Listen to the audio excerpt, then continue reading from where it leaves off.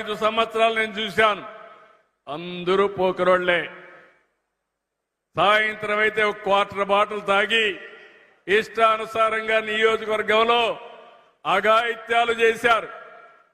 కొంతమంది అయితే మదమెక్కి ఇష్టానుసారంగా ప్రవర్తించారు.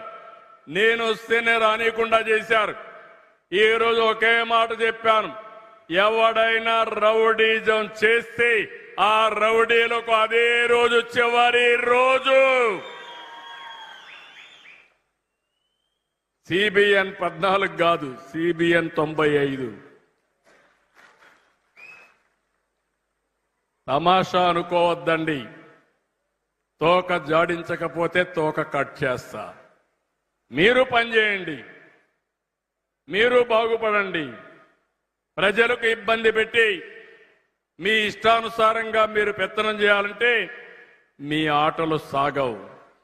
మీరు ఒకసారి ఆలోచించండి. నాయకులంటే ఆదర్శంగా ఉండాలి. నేనేమైనా ఒక మాట చెప్తే ఒక విశ్వసనీయత ఉండాలి. నన్ను మీరు 9 సార్లు ఎమ్మెల్యేగా ఎన్నుకున్నారు.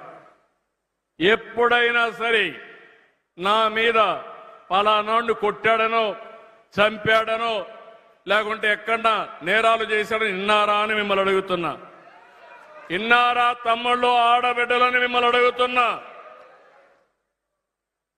ఈరోజు రాజకీయాలు నేరస్తుల మయమైపోయినాయి.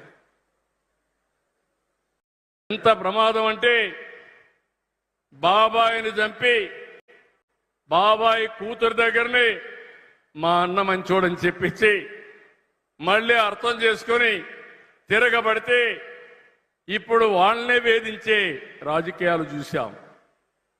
కడాన వీళ్ళు హత్య చేసి నా పేరు పెట్టి నెక్స్ట్ డే మీరు చూశారు పేపర్లో నారాసుర రక్త చరిత్రని కత్తి నా చేతిలో పెట్టారు. ఆ కత్తి నా చేతుల్లోకి వచ్చిందంటే ఆ మలిను నా జీవితంలో కల్లో కూడా నేను ఊహించుకోనని చెప్పి కూడా నేను మీకు తెలియజేస్తున్నా. నేను హత్యా రాజకీయాలు చేయను, శవ రాజకీయాలు చేయను, ప్రజాహిత రాజకీయాలు చేస్తా. అడ్డం వస్తే ఎవరిని వదిలిపెట్టను.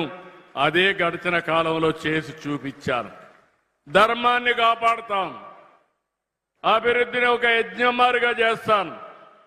నేను యజ్ఞమారిగా చేస్తా ఉంటే రాక్షసుల మారిగా వచ్చి మీకు ఆ ఫలితాలు రాకుండా భగ్నం చేయాలంటే దాన్ని కాపాడే బాధ్యత నా పైన ఉంది. యజ్ఞం చేయాలి, రాక్షసుల పైన యుద్ధం చేయాలి. ఆ యజ్ఞ ఫలితాలు ఈ ప్రజలకు అందజేయాలి.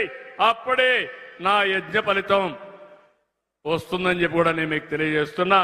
నేను చేసేది అభివృద్ధి యజ్ఞం, సంక్షేమ యజ్ఞం. ఈ ఫలితాలు మీకు అందజేస్తాను. ఎవరు ఎన్ని ఇబ్బందులు క్రియేట్ చేసినా, ఎన్ని సమస్యలు సృష్టించినా ఆ సమస్యలు మన దరిజాపుకు రావు. కొంతమంది నేను చూస్తున్న ఇప్పుడు కూడా ఇంకా ఆటలాడుతున్నారు.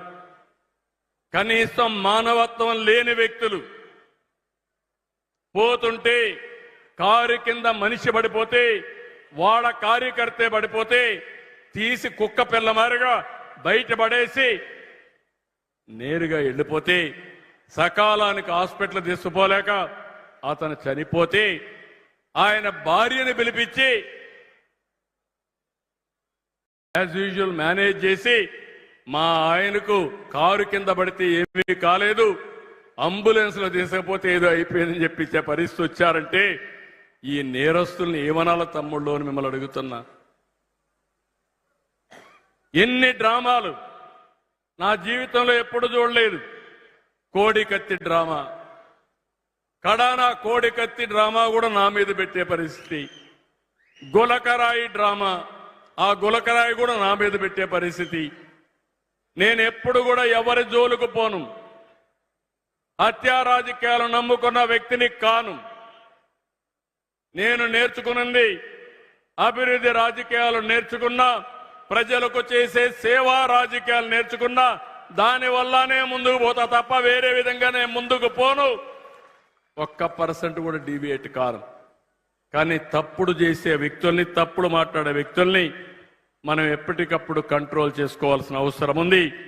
ఈ విషయం కూడా మీరు గుర్తుపెట్టుకోవాల్సిన అవసరం ఉంది. ఈరోజు మన నియోజకవర్గంలో మీరు చూస్తే ఎయిర్పోర్ట్కి మొత్తం కలిసి 850 కోట్ల రూపాయలు ఖర్చు పెట్టబోతున్నాం. మీరు ఆ విషయం గుర్తుపెట్టుకోవాలి. పలమనేరు కృష్ణగిరి 4 లేన్ రోడ్డు వస్తే 1000 కోట్లు అవుతుంది. Kuppam Bengaluru green field express way వస్తే 2500 కోట్ల రూపాయలు అవుతుంది. ఒక హంద్రి నీవా ఫేజ్ 1 ఫేజ్ 2 రెండు చూస్తే 3890 కోట్ల రూపాయలు ఖర్చు పెట్టి ఆ నీళ్లు నేరుగా కుప్పానికి తీసుకొచ్చి కుప్పంలో కరువు అనే మాట లేకుండా భవిష్యత్తులో కరువు రహిత కుప్పంగా తయారు చేస్తాం. ఇక్కడ కొంతమందిని ఒకటే కోరుతున్నా, ఎయిర్పోర్ట్ అంటే అభివృద్ధి. కొంతమంది రెచ్చగొడతారు. నేను ఎవరికి అన్యాయం చేయను. అదే సమయంలో అందరూ సహకరించాలి. ఎవరైనా అభివృద్ధి వద్దంటే మీరే చూశారు. అమరావతిలో రైతాంగం ముందుకొచ్చారు.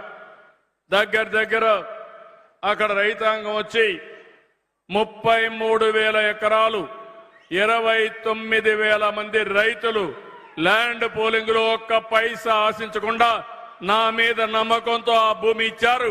ఈ రోజు వాళ్ళు బాగుపడుతున్నారని చెప్పి నేను మీకు తెలియజేస్తున్నా. ఎన్నో ఇబ్బందులు వచ్చాయి, పోరాడారు.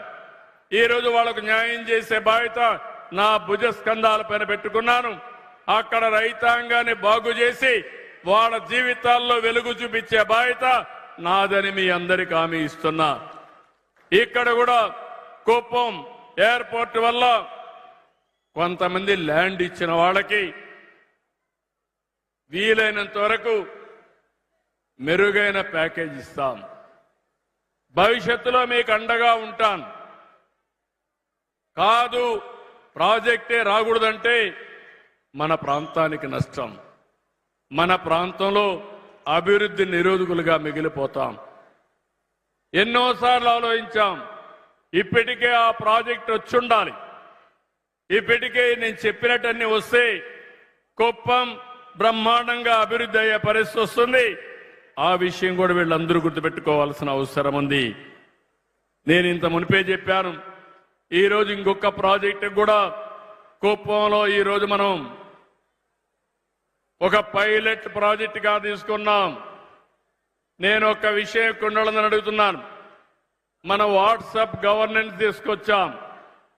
మీరు ఏ ఆఫీసుకు పోయే పని లేదు. మీ సెల్ ఫోన్లో ఏ పని కావాలన్నా అయిపోయే విధంగా వాట్సాప్ గవర్నెన్స్ తీసుకొచ్చాం. చాలా మందికి అర్థమైందా అని అడుగుతున్నా మిమ్మల్ని. వాట్సాప్ గవర్నెన్స్ వాడేవాళ్ళు చేలు పైకెత్తండి. వాట్సాప్ గవర్నెన్స్ వాడేవాళ్ళు చేలు పైకెత్తండి. కొంతమంది ఎత్తున్నారు.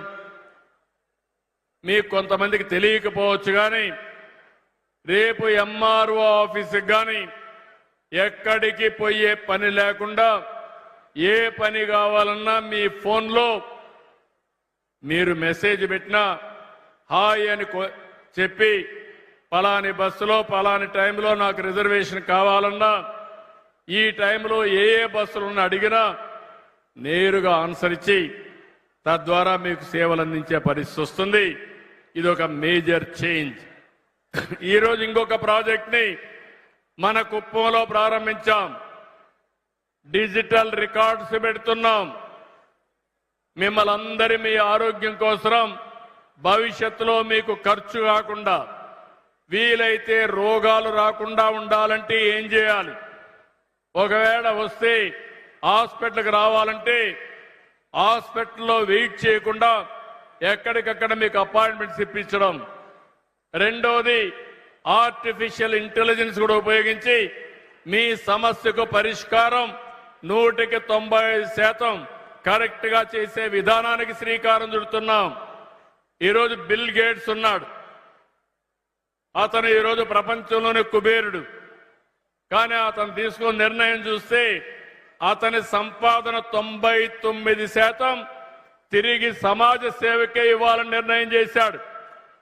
ఆ విధంగా నిర్ణయం చేసి ఈరోజు మనందరం చూస్తే అలాంటి వ్యక్తి మన రాష్ట్రంలో నాలెడ్జిని టెక్నాలజీని తీసుకురావడానికి ముందుకొచ్చాడు. ఆయనతో కలిసి టాటాతో కలిసి కుప్పంలో ఒక ప్రూఫ్ ఆఫ్ కాన్సెప్ట్ చేస్తున్నాం. ఆ ప్రూఫ్ ఆఫ్ కాన్సెప్టే మీ ఆరోగ్యం మీ చేతల్లో. ప్రపంచంలో ఉండే నాలెడ్జ్ అంతా తీసుకొస్తాం. మన కుప్పంలో ఈ ప్రాజెక్టు ప్రారంభమవుతుంది ఈ రోజటి నుంచి. 3 నెలల్లోనే మీరు గణనీయమైన మార్పులు చూస్తారు. దేశంలో ఉండే బెస్ట్ డాక్టర్స్ యొక్క తెలివితేటలన్నీ తీసుకుని మీకు ఎవరికి